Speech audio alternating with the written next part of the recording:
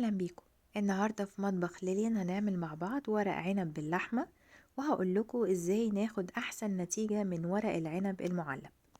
هنجهز الحشوة بتاعتنا. ورق العنب اللحمة مقاديره بتبقى بسيطة شوية.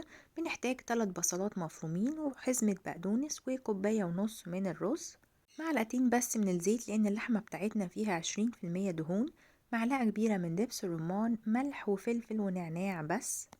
في ورق العنب اللي باللحمة ما بنحبش نحط تسبيكة أو صلصة والخضرة اللي ليها طعم قوي زي الشبت والكزبرة، علشان ما تغطيش على طعم اللحمة. حتى في البهارات بتاعتنا حطينا بس ملح وفلفل، ما حطيناش ولا كمون ولا كزبرة، فبيكون الطعم الطاغي بتاعنا طعم اللحمة مع دبس الرمان. وطبعا لما نحط الليمون في الآخر هو ده الطعم اللي بيبقى باين.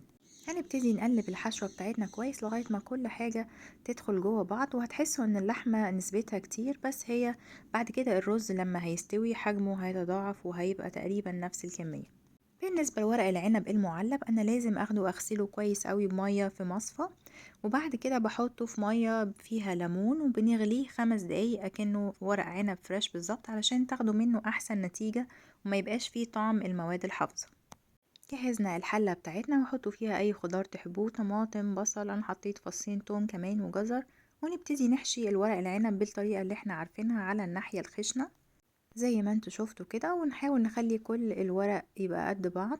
لو لقينا ورقة كبيرة شوية، طبعا في البرطمان اللي بنلاقيه بنحشيه، فلو ورقة صغيرة بنحشيها، لو ورقة كبيرة شوية زي دي بنقسمها من النص ونحشيها أكن كل واحدة منهم ورقة، علشان تبقى الحلة بتاعتنا كلها مقاس واحد.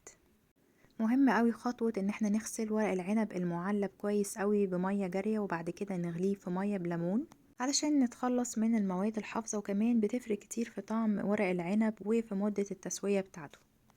طبعا مرحلة لف ورق العنب هي اكتر خطوة بتاخد وقت، فاعملوها وانتوا رايقين كده علشان الصوابع كلها تطلع حلوة. والحلو في ورق العنب اللي باللحمة ان مش هنحتاج نعمل اي حاجة جنبه، هو فيه لحمة ورز وكل حاجة، يدوبك ممكن نعمل سلطة زبادي او حاجة جنبه.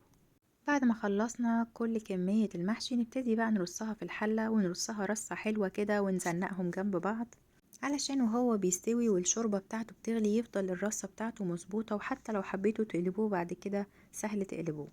انا كان في عندي شوية من الحشوة زادت، حشيت بيها شوية من الفلفل الصغير دوت، حطيتهم كده في النص بتخلي طعم المحشي كمان جميل.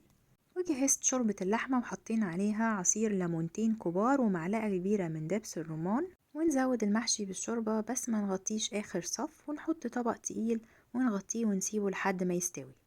جربوا ورق العنب بالطريقة دي وقولولي رأيكم، وأشوفكم في وصفة تانية. Thank you.